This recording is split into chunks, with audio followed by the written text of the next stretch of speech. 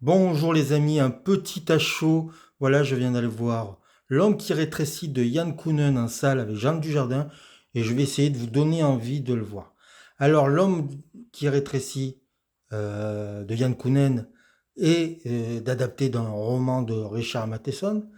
Le film avait déjà eu une adaptation remarquable, un classique de la SF et du fantastique des années 50 signé Jack Arnold. Et là, des Français, des petits Franchi, et surtout l'impulsion de Jean Dujardin lui-même, a eu envie de faire un remake en le mettant à la sauce d'aujourd'hui.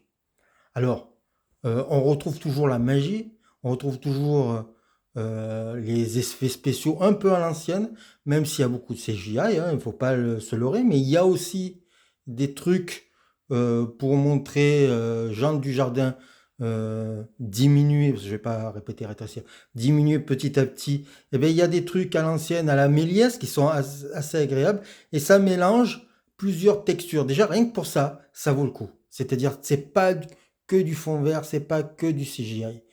Le film est on va dire, en trois parties. La partie où il commence à rétrécir. La deuxième partie, il rétrécit, mais il est toujours avec sa famille. Et la partie où il est tout seul. Et la partie où il est tout seul, ça devient un film immense.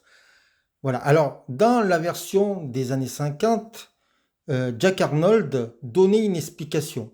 C'était une explosion atomique qui faisait rétrécir le personnage central.